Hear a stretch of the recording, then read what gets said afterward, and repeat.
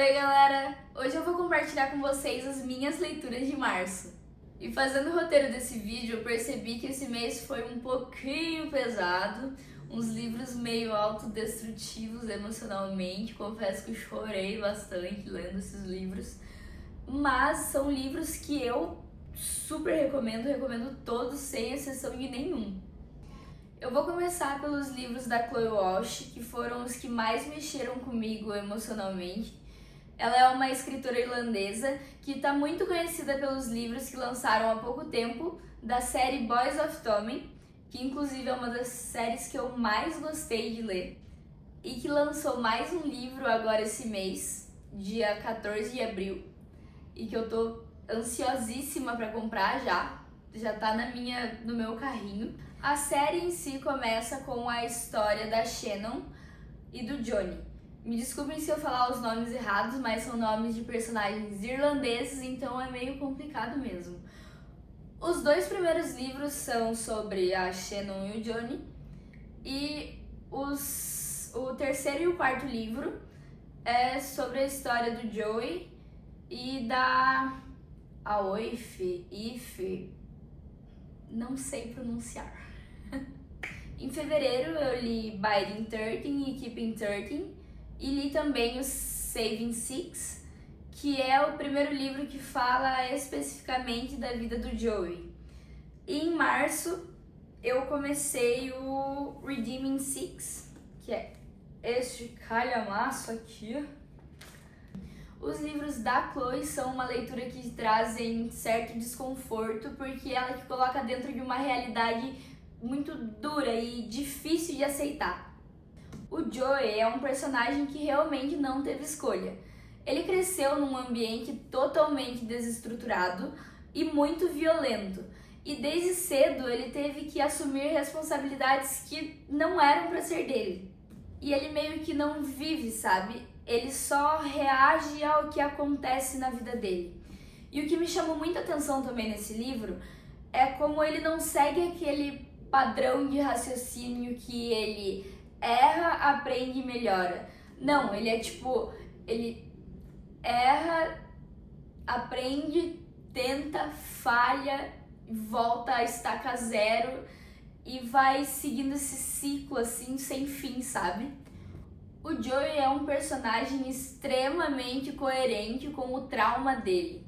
E chega uma hora que as decisões que ele toma na vida dele chegam a fazer sentido dentro da realidade que ele conhece, mesmo que muitas vezes essas decisões sejam completamente autodestrutivas. E aí chega a namorada dele na história, e a relação deles é muito bonita. Ela se torna como um respiro na vida dele, sabe? Mas ao mesmo tempo o livro não romantiza isso, o que quebra um pouco a expectativa da gente, porque a gente cresce aprendendo que o amor vai salvar tudo e vai mudar tudo. Eu não quero dar muito spoiler aqui, porque eu realmente quero que você leia essa série para você realmente entender do que eu tô falando, mas eu já aviso que esse é um livro que me deixou emocionalmente cansada, porque ele realmente tira boas lágrimas da gente. Aí vem o querido Taming Seven, não sei.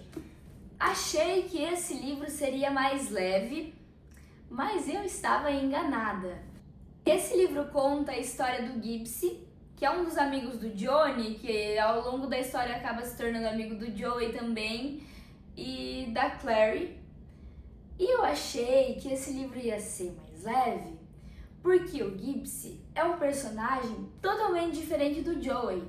Ele é um personagem engraçado, que traz uma vibe leve assim, sabe? Aquele personagem que você acha que tá sempre de bem com a vida. Só que aos poucos você vai percebendo que aquela personalidade engraçada que só faz piada de tudo não é só personalidade, e sim defesa. Resumidamente, o humor dele funciona como uma forma de esconder o que ele realmente está sentindo. A dor do Gibbs, ela não é uma dor que é escancarada, como mostra no livro do Joey. Ela é uma dor mais silenciosa.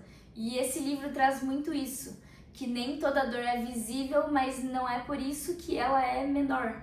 E o que eu acho mais interessante nesses dois livros, na real em todos os livros da Chloe, é como ela constrói esses tipos de sofrimento. O Joey representa aquela dor caótica, visível e intensa, enquanto Gibbs tem aquela dor disfarçada e silenciosa. E os dois são igualmente reais, o que nos faz olhar para as pessoas de uma forma totalmente diferente. Agora vamos para um clássico nacional, Vidas Secas, do Graciliano Ramos. Como eu falei anteriormente, todas as minhas leituras desse mês foram impactantes. Vidas Secas não é uma história tradicional. É como se você estivesse acompanhando fragmentos da vida de uma família. Uma família de retirantes, vivendo no meio da seca e tentando sobreviver com o mínimo. E aqui não tem romantização nenhuma. Não é uma vida simples, é uma vida totalmente limitada. A escrita do Graciliano é totalmente seca, direta e sem nenhum enfeite, o que combina perfeitamente com o que ele quer passar nesse livro. Vemos nessa história que os personagens eles não conseguem se expressar completamente, sabe? E isso acaba se tornando muito forte, porque é a linguagem que nos dá identidade. E quando até isso falta, o que sobra? E a baleia me destruiu, tá? Eu vi aqui uma profundidade emocional que muitas vezes a gente não encontra nem nos próprios humanos. Mesmo esse livro tendo uma escrita muito complicada e realmente confusa, ele me fez chorar muito e refletir muito também. E uma breve comparação da construção das obras, os livros da Chloe Walsh trazem uma dor que vem do excesso, enquanto Vidas Secas traz uma dor que vem da falta. E para fechar março com chave de ouro e com leves traumas, eu fui para os livros do Rafael Montes, é claro. E aqui é desconforto atrás de desconforto. E o mais legal é que o Rafael ele não trabalha com personagens obviamente quebrados emocionalmente. Ele trabalha com pessoas normais e a gente tá dentro da mente delas o livro inteiro e no final elas conseguem nos enganar. É incrível. Vou começar por Jantar Secreto.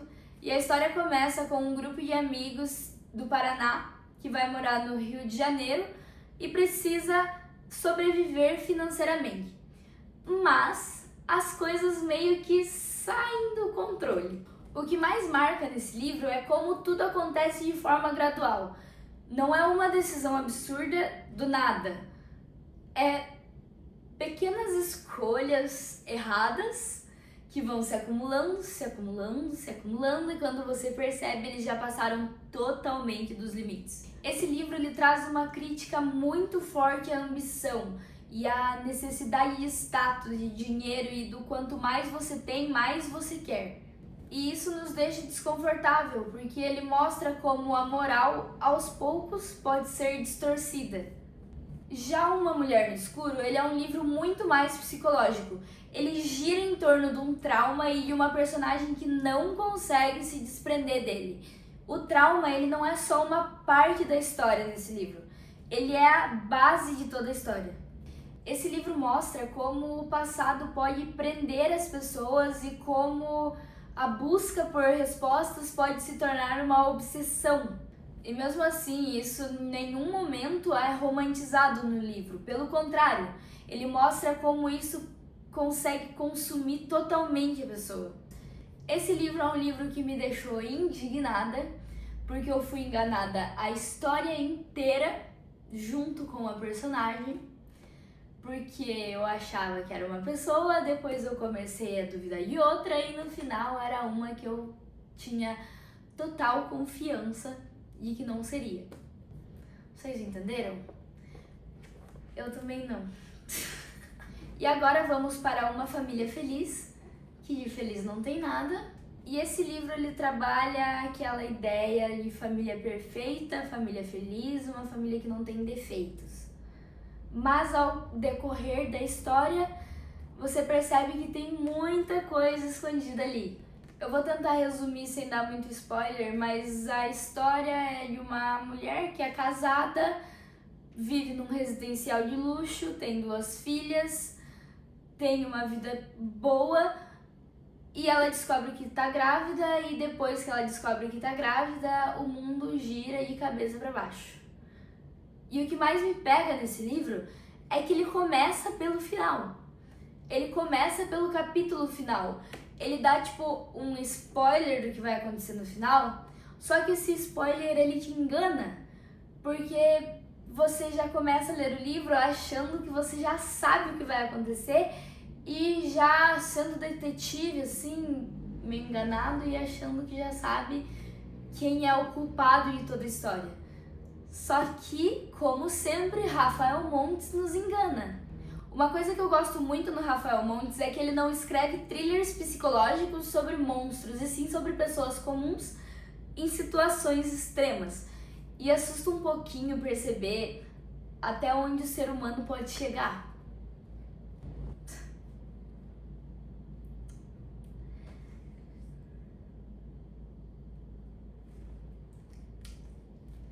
E eu diria que as leituras desse mês foram muito sobre limites emocionais, psicológicos. Não, tá.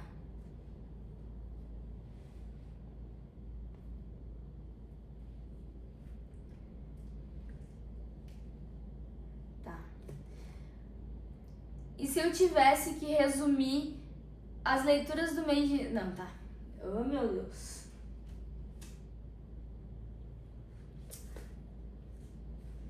Acho que eu vou colocar em outro agora, né? Se eu tivesse que resumir os meus lidos de março, eu diria que foram leituras sobre limites. Limites humanos, psicológicos e emocionais. E com essas leituras a gente percebe como é muito mais fácil julgar e muito difícil entender o que realmente se passa na vida de cada pessoa. E é por isso que eu amo tanto a literatura. Ela não conta só histórias, ela muda a forma como a gente enxerga as pessoas.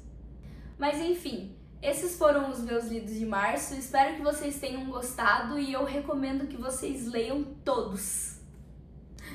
E não esquece de deixar o seu like, se inscrever no canal, assinar o sininho das notificações, e eu prometo que as leituras de abril serão um pouquinho mais leves.